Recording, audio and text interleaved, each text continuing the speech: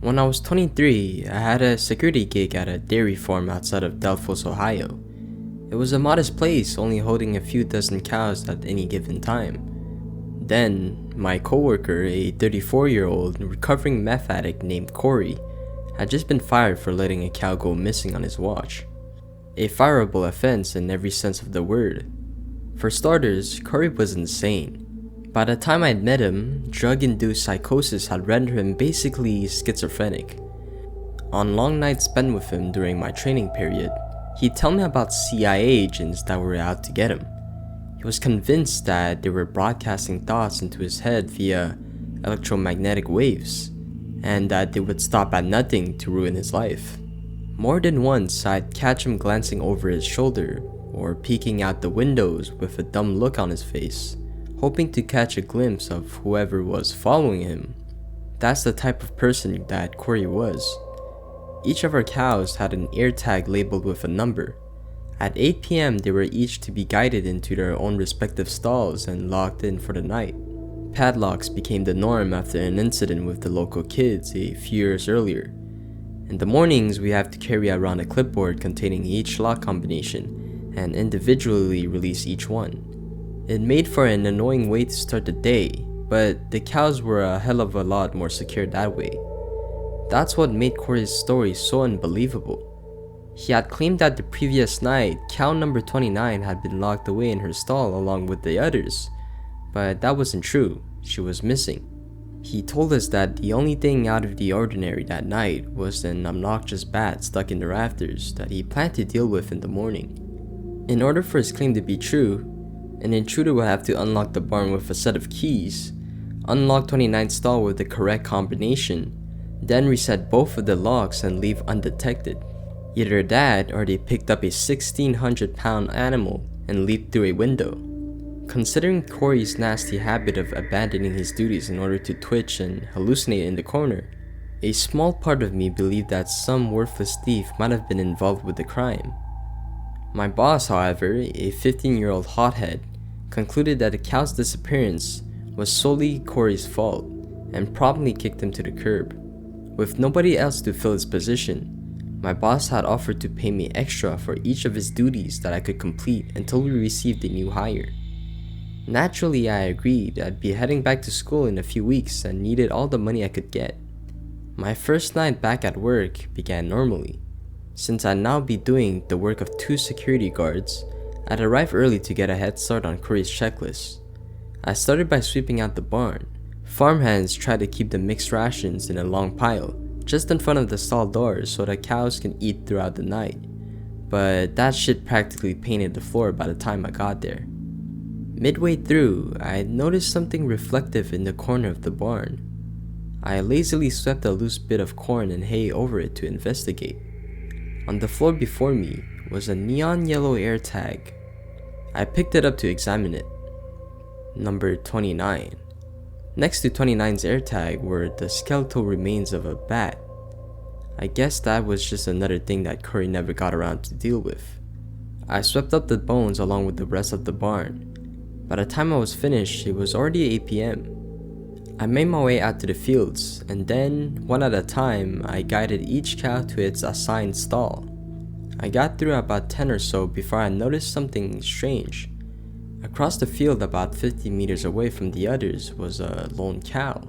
It faced away from me, seemingly transfixed on a nearby cornfield. Seeing a cow on its own is nothing strange in of itself. They need personal space the same as people do. What was strange was the way that her tail struck straight out from behind her, unwavering. She stood as she were afraid to slip, with her feet planting far apart.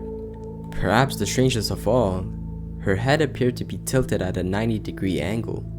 I wasn't eager to tell my boss. They'd put down many sick cows before, but losing 2 in the matter of a week might have been enough to send him over the edge. I decided to save that cow for last as I continued to guide the rest of them inside for the night. Being in charge of twice of the amount of cows, it was time consuming. It took me nearly an hour to round them up. By the time I'd locked number 36 for the night, it was 9 o'clock. I should have been making my rounds by then, especially given the circumstances. I just had the last cow to deal with. While contemplating how long it was going to take me to unlock each cow in the morning, I realized something that made my blood run cold. The only stall left empty was number 29. I shuffled to the field. Surely enough, she was there. She hadn't moved an inch since I started the process of moving them. I approached her slowly. It was surreal seeing a creature frozen in such an odd position. As I came up to her, I could hear a definite but muffled chittering. It was unlike any noise I'd heard before from a cow. What the hell did you eat? I thought to myself. I whistled to the cow before approaching, to avoid startling her. On a dime, the chittering ceased. The cow's left ear rose to the sky and began to oscillate rhythmically like the periscope of a submarine. I could tell that moving this one would be a challenge. I rubbed her back in an attempt to soothe her. Bonding is key when establishing any sort of relationship with an animal. I had never interacted with 29 before, so we were unfamiliar with each other. Her skin felt bizarre, like clay with hide trapped over it. I walked around to see her face. Her eyes were peeled open, darting around rapidly. Her mouth hung open and drooped to the side. I examined her left ear, searching for a place to reinsert her tag, but there was no piercing. I strapped a halter to 29's mouth and began to lead her. And I'm not kidding when I say it was like trying to uproot a tree with a bike chain. Each tug I gave was useless. I began to put my weight into it, but still no luck. When I say no luck, I don't mean that 29 wouldn't follow me. I mean that her body showed zero sign of being affected by my body weight whatsoever. Cows are strong creatures, but they're not made of stone. I was perplexed. After 15 minutes of this, I decided it was useless to continue on. With the clock ever ticking, I could no longer afford to neglect my rounds. I began to walk to the security post to collect my flashlight and get on with the night.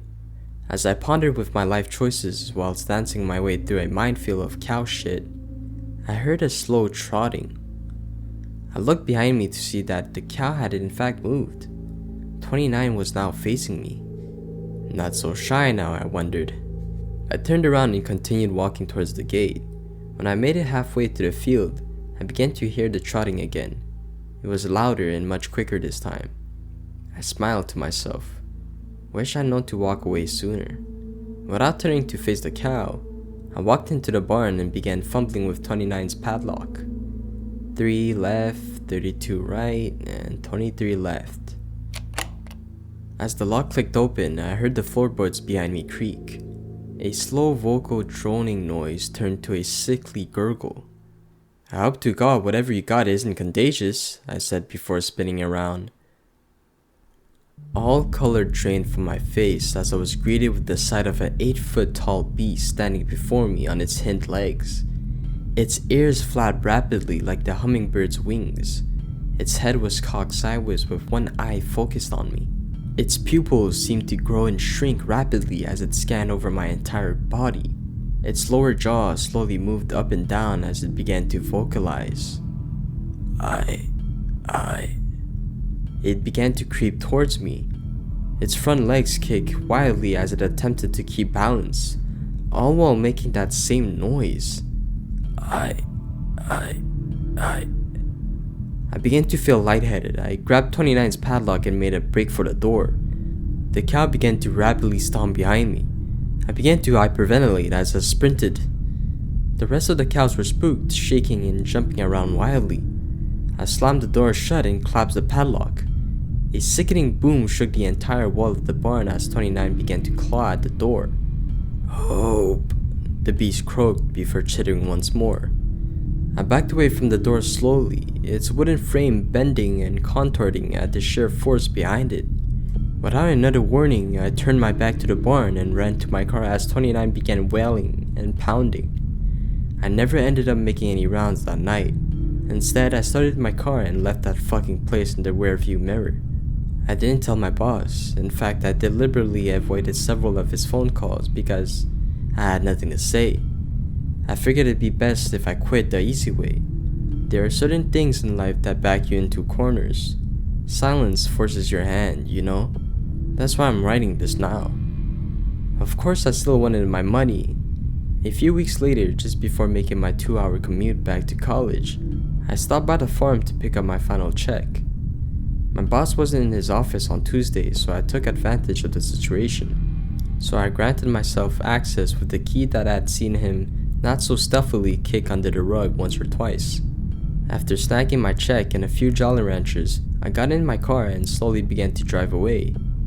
Out of the corner of my eye, a young farmhand standing in the grazing field caught my attention.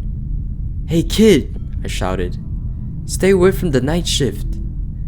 But he didn't answer me, nor even looked at me. He just continued to stare at the pile of bones before him.